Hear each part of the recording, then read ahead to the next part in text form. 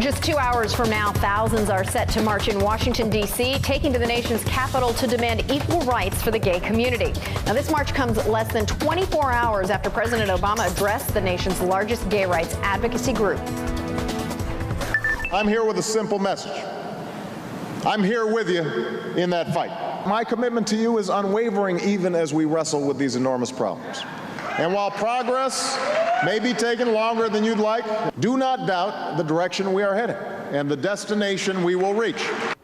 Joining me now, Wayne Besen, founding executive director of Truth Wins Out and author of Anything But Straight. So, Wayne, you were at the speech last night, I understand. Did you hear what you wanted to hear? I thought it was a terrific speech. It was historic. The problem was when I woke up this morning, I was still a second-class citizen. President Obama offered an enormous amount of hope. Now it's time for the change he promised during the campaign. Yeah, so the president didn't offer a timeline, and there are critics out there, as you've just pointed out, saying essentially it's not enough. He needs to offer up a timeline. What do you want to see happen here? I want to see state-sanctioned discrimination come to an end. Obama said that he believes that we are equal citizens, and if that's the case, if you can end some discrimination, you can end all discrimination. I think it's time to end this whole gay rights debate.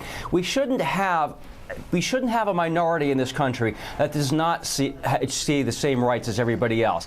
Gay and lesbian Americans can be fired in the majority of states just for who they are. We're routinely being kicked out of the military.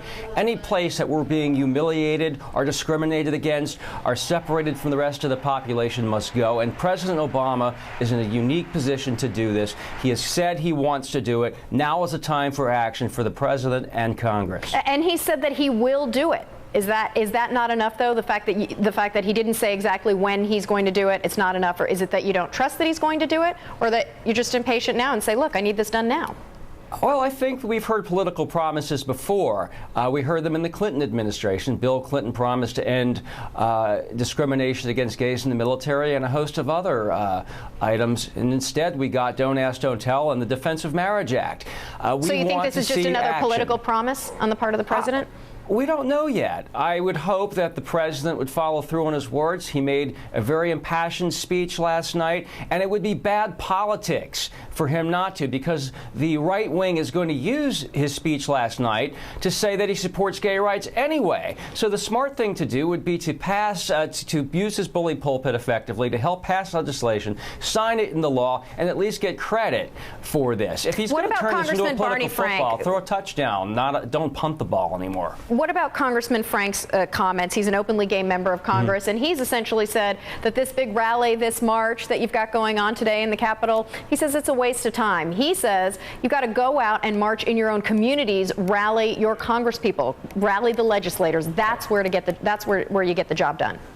Barney Frank is a champion of our issues, somebody I admire greatly, but I disagree with him on this. I think it's important that we're here in Washington. The attention that was created because of this march, I think it helped pressure the president into speaking at this dinner, which we weren't aware he was going to do until very recently. And Congressman Frank upped the ante. He is saying that these marches aren't effective. He's saying, oh, it's the Democrats. Give us money, get us into office, and we're going to take care of this. Well, guess what? You're there. You have a majority in Congress. We have the president. Now we want action. The gay, lesbian, bisexual, and transgender community has heard promises. We've heard great speeches, and we do appreciate that. There is a place for it. It does help sway public opinion. But at the end of the day, we no longer want to be second-class citizens. Just this morning, I read in the Washington Post about a soldier, Joseph Roca, who was locked in a dog kennel and made to sit in feces. This is not what this country is about. Indeed, this is much larger than gay rights. This is about what type of country do we want to be? Do we want to be a country that discriminates openly and actively against a minority, or do we want to live up to our creed of equal justice for all people? Wayne Besen, founding executive director of Truth Wins Out. Thank you, Wayne.